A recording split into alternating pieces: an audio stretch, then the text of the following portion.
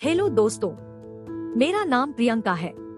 मेरी नई नई शादी हुई थी और एक सुबह में अपने देवर को जगाने उसके कमरे में गई। फिर जैसे ही मैं उसके पास जाकर उसे हिलाने लगी तो अचानक उसने मेरा हाथ पकड़कर मुझे अपने बेड के ऊपर खींच लिया और अपने ऊपर लेटा कर मेरे आगे पीछे सभी तरफ हाथ फेरते हुए सीधे मेरे होठों में होंठ डालकर मुझे चूमने लगा। मैंने धक्का देकर उसे अपने से दूर किया और कहा, शर्म नहीं आती तुझे रोशन? मैं तुम्हारी भाभी हूँ। यह सुनकर रोशन अपनी आंखें खोली और हंसते हुए कहा, सॉरी भाभी, मैं नींद में था और मुझे लगा मैं सपना देख रहा हूँ।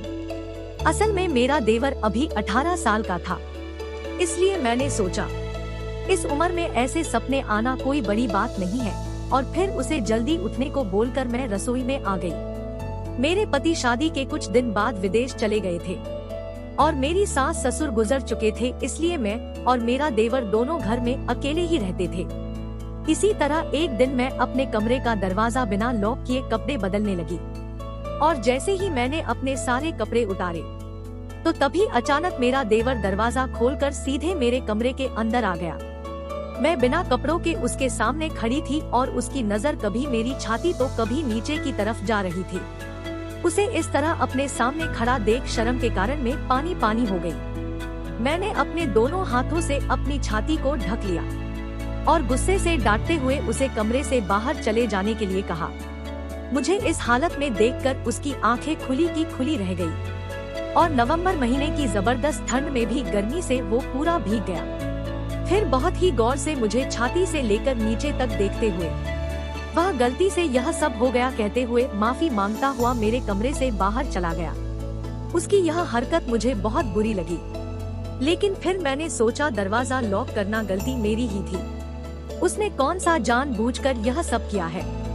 एक रात में अपने कमरे में उल्टा लेटी थी तो तभी अचानक जल्दी से आकर मेरे पास बेड पर लेट गया और उसने सीधा अपना हाथ फेरना शुरू कर दिया और कहा, भाभी, उस दिन जब गलती से मैंने आपको देख लिया था, उस दिन से मैं सिर्फ आपके ख्यालों में ही खोया रहता हूँ। मेरा किसी भी काम में बिल्कुल भी मन नहीं लगता। जब भी मैं आपको देखता हूँ तो मेरे तन बदन में आग लग जाती है और आज मुझसे रहा नहीं जा रहा है। उसके मुंह से ऐसी घटिया बातें सुनकर मेरे पैरों तले से जमीन निकल गई, क्योंकि मैं तो उसे अभी बच्चा समझ रही थी। मैंने उसी वक्त उसका हाथ अपने पीछे से हटाया और गुस्से से डांटते हुए उसे अपने कमरे से बाहर निकल जाने के लिए कहा, लेकिन अब तो वो हवस में पूरी तरह से अंधा हो चुका था और उसने जबरदस्ती मुझे बेड पर सीधी कर लिया और मेरे ऊपर आकर जबरदस्ती करने लगा। मैं बहुत डरी हुई थी और उसे अपने से दूर करने की कोशिश कर रही थी, मगर उसने मुझे बहुत ही जोर से पकड़ रखा था और पागलों की तरह जबरदस्ती करने लगा था।